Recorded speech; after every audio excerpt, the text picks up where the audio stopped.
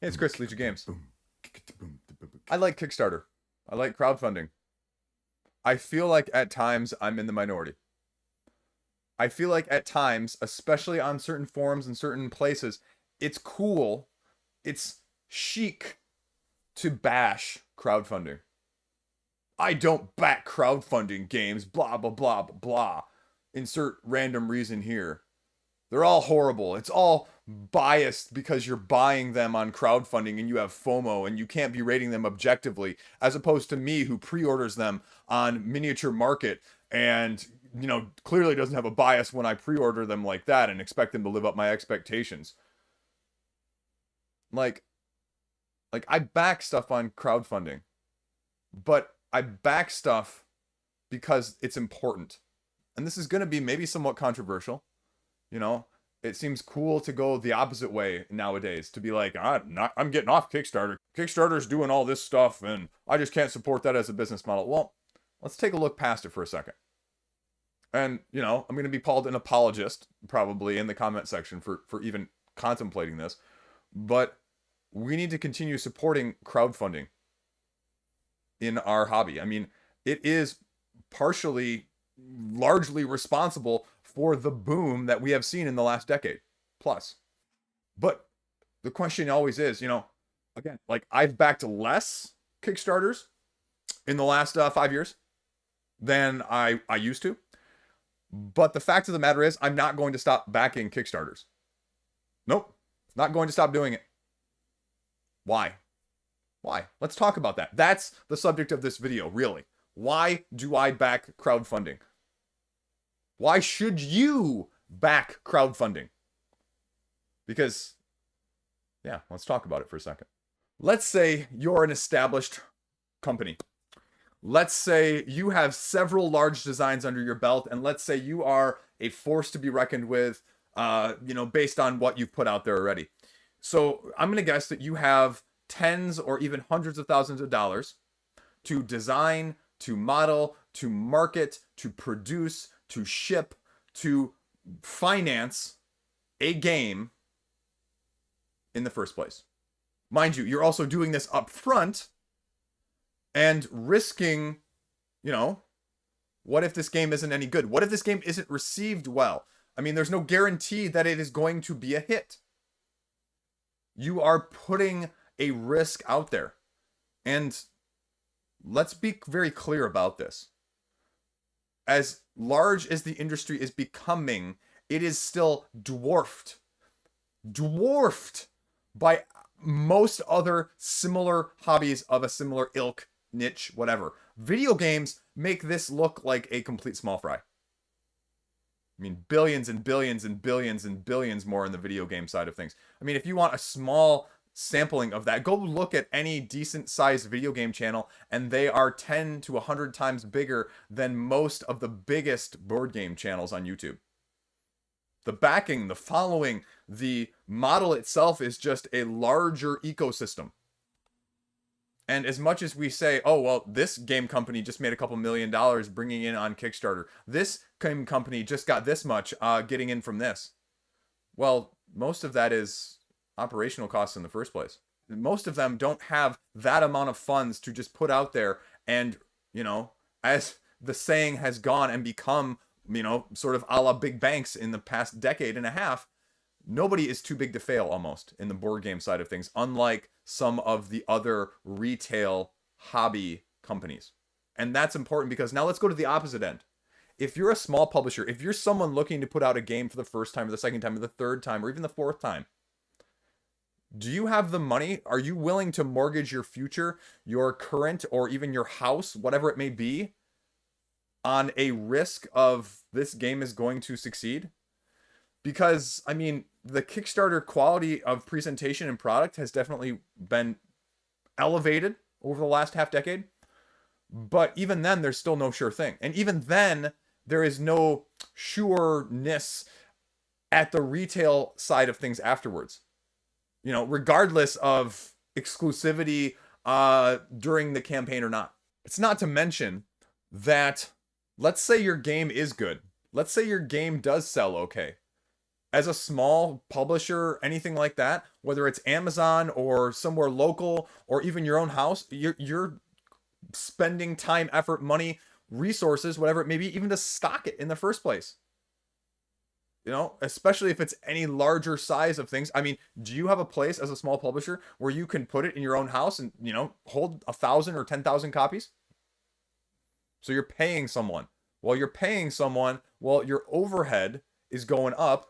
Your profitability margin then is going down the longer those are in stock, because I mean, they might sell and they might sell well, but are they going to sell quick enough that your profit margin isn't going to be slimmed and slimmed and slimmed and slimmed until it's a lot of the Kickstarter conversation still, especially on places like Reddit, revolves around the big versus the small. What Kickstarter is being used for versus Kickstarter's ideal version of whatever should be on there in the first place. And you have one side clamoring for, I need exclusives. I need this to be a guaranteed thing. I need this to be absolutely fantastic. I need to have FOMO in order to get it. And you have the other side of things going, this is an indie publisher that if this isn't on Kickstarter, crowdfunding, whatever it may be, this isn't going to get made in the first place, because there's no way that they're going to have the funds to do any sort of production, manufacture, distribution otherwise. And I still believe in that ideal, to use someone else's words, that crowdfunding is used for that for the most part. Because I would argue that even except for maybe 2 or 3 of the largest of the large companies across crowdfunding, GameFound, Kickstarter, probably can't afford to risk putting something out there widely in mass market at high cost, high prices, deluxeifications, and have it fail. The margins and the room for error is just too slim to begin with. And even then, I'm not sure even those top 2, 3, 4 would be able to survive more than one failure. So is it ideal? Is it perfect in a perfect world? No. But if you want projects that are from small-time developers, if you are ever thinking of being a small-time developer, crowdfunding, you know, whether you like it or not, Kickstarter is still by far and away, GameFound upcoming, of course, the best way for this to get out to people. Still the best situation to allow people to get their dreams made. And that is the reason why I still back things. Yes, I get some FOMO. Yes, I do that. But overwhelmingly, I am trying to avoid the spending for the sake of spending FOMO deluxeification reasons of backing on crowdfunding in the first place. That is there. It will be there. It is part of the nature and the capitalistic, problematic, but also investment rewarding side of things that is going to stay. And so it is something that you will see regardless, but how you choose to spend your money will also dictate how much of that we see and how prevalent it is. I would dare say, when I think of the 22 games that I backed on crowdfunding in 2021, I would dare say probably half, if not at least 3/4 of them, would never have been able to be made at a retail distribution production level at all. Period. Some of the larger ones, a couple of the Simons, the leader games, yeah, a couple of those, the Chip Theory, yeah, probably. Because of the solid foundation and the core that they have already. But the vast majority of them, otherwise, no. And I view that as a way of supporting the publisher, just like I would buying directly from the publisher on their retail web shop, or from, in a similar, slightly different manner, an online mass market distributor. If I can give more directly to the smaller people, it's going to have a bigger impact as well. The one important side note, end note here, is that doing this also requires sometimes going counterculture. Not always flowing with the hype. I mean, there's plenty of great hype that has come out. I was one of the original Gloomhaven backers. And I went with that hype because I said, wow, this is good. There's plenty I've missed on. There's plenty I've stayed away from.